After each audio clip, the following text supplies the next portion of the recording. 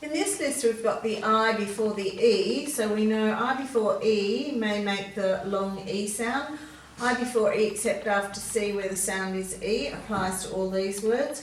Now then you've got the OR may say in a word, so you've got earth, so the OR is making the sound. And then the UI may say as in suit, so we've got bruise, cruise and fruitful. So let's go back and have a look at what else we can see in these words. You can see that the CE here is used for the sound at the end of that word.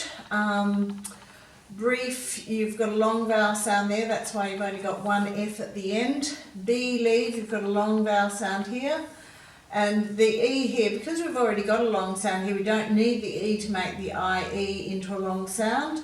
The only reason the E is on the end here is because English words can't end in V.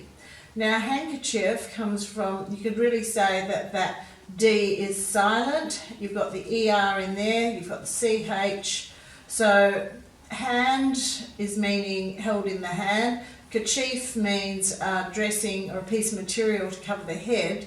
But here, as a meaning for handkerchief, we're saying that the fabric is used to actually wipe your nose. So the change in meaning has emerged over time. Worth, you've got the you know there's no H after the W because when you say worth and worse, there's no air expelled from the mouth, so we know there's no H after the W in either of those words. You've got the TH here, worse, you've got the SE on the end, bruise. Now here you're changing, S is changing its sound from its worse to a Z sound. Cruise, you're getting the Z sound again with the SE. And fruitful, remember when you add full to the end of a word, as a suffix you're dropping one of the L's.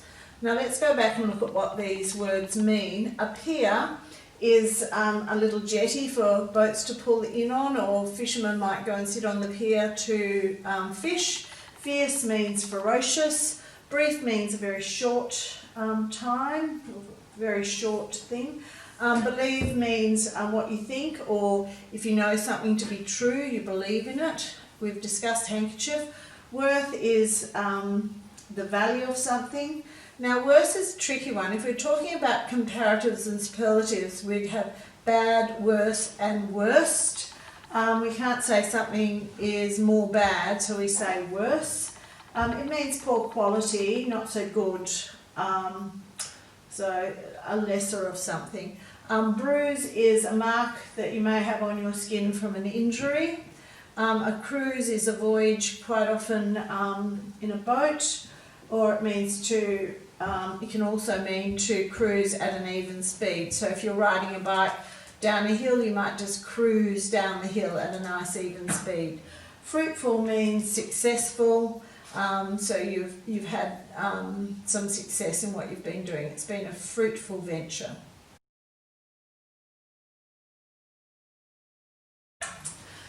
In this list, in the first set of words, we're looking at the rule, spelling rule, I before E except after C when the sound is E. Now we don't have any words with the C before this, so just go through and highlight the IE in each of these words. We've got peer, fierce, brief, believe and handkerchief. Then in the next couple of words we've got the OR making the sound in worth and worse. And just be aware that there's no H after the W. If you say worth or worse, there's no air after the W, so you know there's no H there. Then in the next three words we've got the UI making the sound in bruise, cruise and fruitful. Now there's, if you change colours and go back to the start, we've got there's quite a lot in this list. So you've got the CE making the sound at the end of a word, whereas in bruise and cruise you've got the SE which commonly makes a Z sound at the end of a word. So that's a good trick to remember. In brief and handkerchief, after a long vowel sound you know you only put one F, so be aware of that.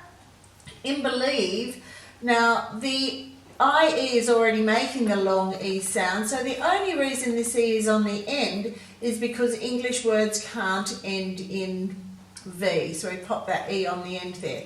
Now handkerchief, the D has become silent because it's hard to say handkerchief.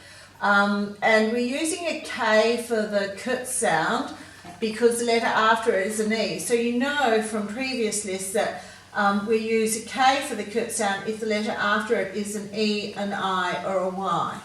Now in chief you've got the CH making the ch sound, and we only use, as we said, the one F after a long vowel sound. I think that's about all. In fruitful you've got, when we add full to a base word, when we use full as a suffix, we drop one L. So we're only using, it's F-U-L rather than the F-U-double-L. So just be aware of all those things. Probably quite handy to highlight them as I have. Now here in this section you have to write the list word to match the meaning. So there, all your list words up there that you're choosing from. Then write the list word that matches the antonym. Now, of course, antonyms mean the opposite, so you're going to have to think clearly when you're filling in those words. Now, the word handkerchief is a word from history. If we look at the etymology of the word, it tells us that hand means something carried in the hand, and a kerchief initially was a piece of cloth used to cover the head, ker meaning cover and chief meaning the head. So you can see where that has come from. Now use these phrases in sentences, so you've got to finish the phrase first and then write it in a sentence to indicate that you know its meaning.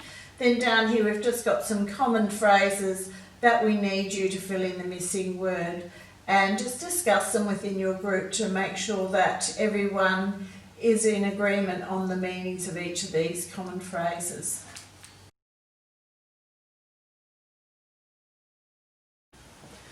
In these first 5 words, we're looking at I before E, where the sound is E. So we've got peer, fierce, brief, believe, and handkerchief.